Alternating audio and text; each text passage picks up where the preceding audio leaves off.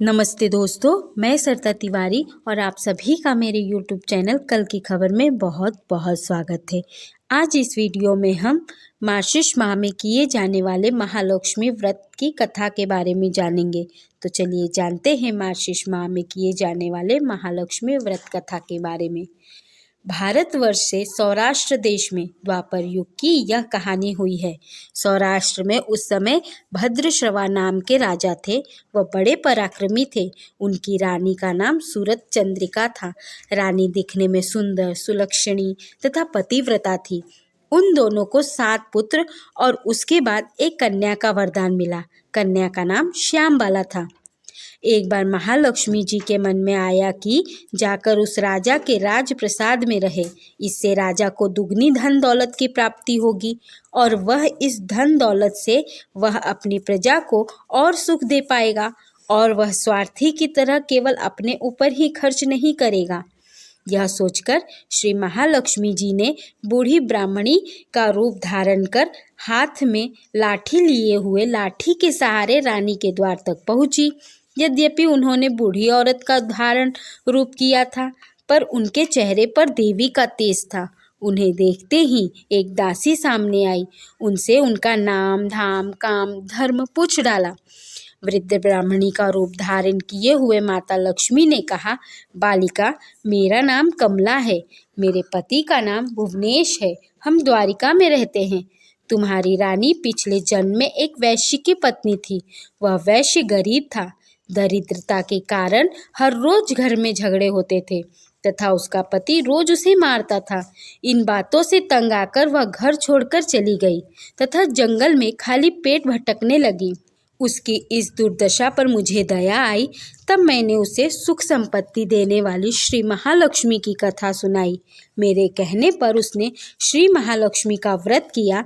श्री महालक्ष्मी प्रसन्न हुई। उसकी गरीबी दूर हुई। उसका घर संसार दौलत संतति संपत्ति से भर गया। बाद में पति पत्नी दोनों परलोक सिधारे। लक्ष्मी व्रत के कारण वे लक्ष्मी लोक में रहे। उन्होंने जितने साल दूसरों महालक्ष्मी का व्रत किया, उतने हजारों साल उन्हें सुख भोग मिला। इस जन्म में उनका जन्म राजघराने में हुआ है, परंतु वह श्री महालक्ष्मी का व्रत करना भूल गई है। उसे यह याद दिलाने मैं यहाँ आई हूँ। बुढ़िया की बातें सुनकर दासी ने उन्हें प्रणाम किया तथा श्री महालक्ष्मी का व्रत किस तरह किया जाए इस बारे में पूछा। बुढ़िया रूप धारण किए हुए श्री महालक्ष्मी माता ने दासी को पूजा की विधि तथा महिमा बताई। इसके बाद वह दासी माता को प्रणाम कर रानी को अंदर बताने चली गई। राजवैभव में रहते हुए रानी को अपने ऐश्वर्य का बहुत घमंड था। संपत्ति का अधिकार की वजह से वह उन्मुख हो गई थी। दासी द्वारा बताई गई बुढ़िया की बातें सुनकर वह आग बबूला होकर राजद्वार पर आकर बुढ़िया रूपी श्री महालक्ष्मी पर बरस पड़ी। उसे यह मालूम नहीं था कि श्री महालक्ष्मी माता बुढ़िया का रूप धारण किए हुए द्वार पर आई हैं। परंतु रानी का इस कदर रुख बर्ताव, अपना अनादर देखकर माता ने वहां ठहरना ठीक न समझा और वहां से चल पड़ी। राह में उन्हें राजकुमारी श्यामबाला मिली। उन्होंने श्यामबाला को सारी बातें बताई। श्यामबाला ने अपनी ओर से श्री महालक्ष्मी माता से क्षमा मांगी। माता को उस पर दया आई। उन्होंने श्यामबाला को श्री महालक्ष्मी व्रत के बारे में बताया। उस दिन अगहन मार्गशीर्ष माह का पहला गुरुवार था।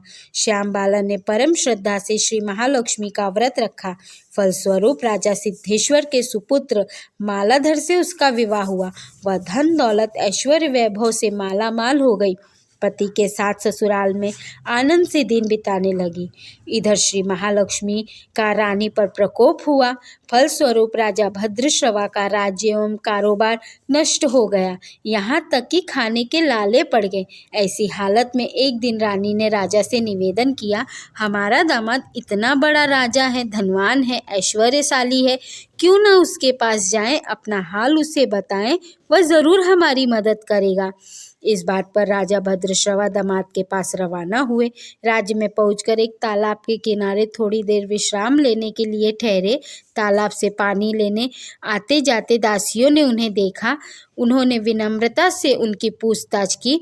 जब यह उन्हें मालूम हुआ कि वे रानी श्यामबाला के पिता है तो दौड़ते हुए जाकर उन्होंने रानी को सारी बातें बताई। रानी ने दासी के हाथ राज परिधान भेजकर बड़े ठाठ से उनका स्वागत तथा आदर सत्कार किया, खान पान करवाया। जब वे लौटने लगे तो सोने की मोहरों से भरा घड़ा दिया।